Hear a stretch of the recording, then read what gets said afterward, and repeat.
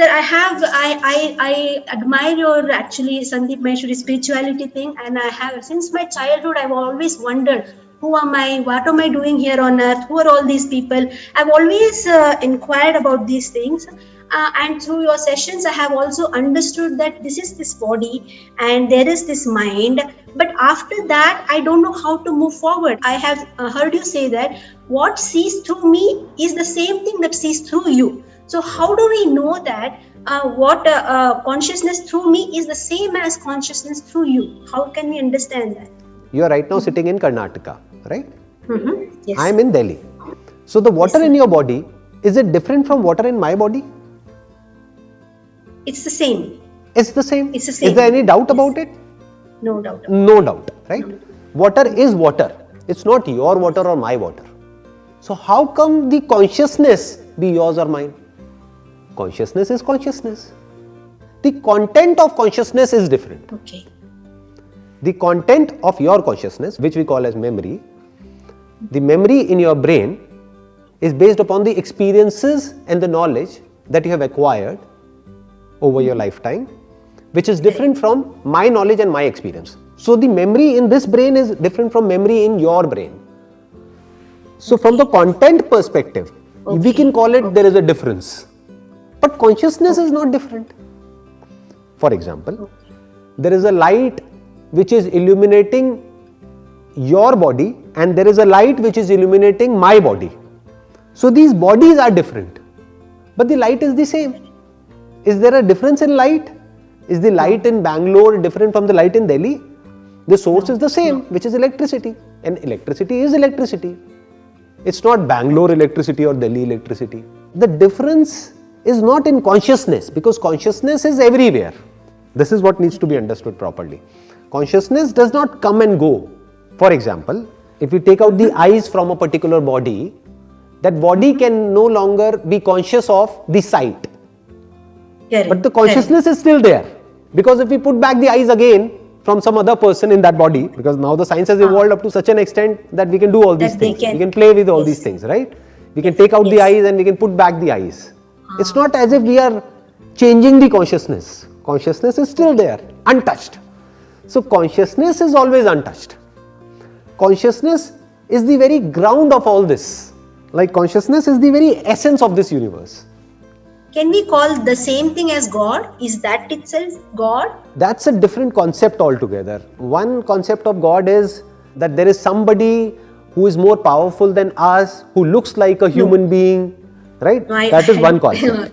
But the actual concept of God is the material of the whole universe, which is consciousness. So consciousness is not different from the essence of this universe. You're getting where I'm coming from. So our mind always thinks in duality. We think that these materials are different and consciousness is something else. It is not something else. We think that living is something else and non-living is something else. It is not something else. It is one whole movement. Yes. Okay. Without this universe, where is consciousness? And without consciousness, where is this universe? Without non-living elements in your body, where is the living? Without living, can we talk about non-living? So it is all interconnected and interdependent. One block. This is one block. It is not two separate things. At the level of our mind, we create this division between the two. Between living and non-living. Between God and somebody who is not God. You are God. Everybody is God. Who is not God? What is God? For example, from a river's point of view, without water there is no river. There is no bubble. There is no wave. Right? So we can call the God of that river is water. So you are made of that water. But we are calling ourselves as a bubble. This is enlightenment. We think that enlightenment is basically some mystical experience. We will sit somewhere under a tree for some days or some hours or whatever, and we'll get an experience and then we'll become enlightened.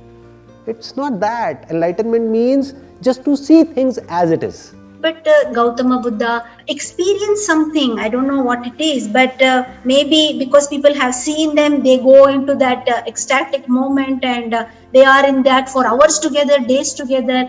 Sir, what do we make of that? I mean, I don't mean to be in that state, but then when people see that happening, going into that ecstatic state and being in bliss and everything, is that something that it's a hallucination? We ourselves, I don't want to put you in any controversy or something. No, that's okay, that's okay. So what we need to understand is the kind of experience that you are talking about. Yes, there is an experience, but the point is your mind thinks that it's very difficult to experience it. That's a trap. Because what needs to be experienced is, it's here, it's now, which is beyond your senses. You don't have to perceive it through your senses. You can't perceive it through your senses, but it's there.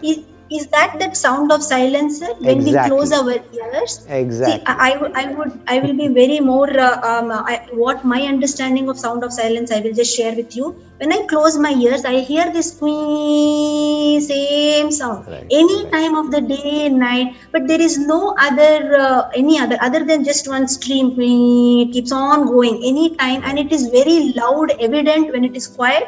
When it is, of course, during daytimes, you can't hear it, of course. Is that the same thing that they are also experiencing, sir?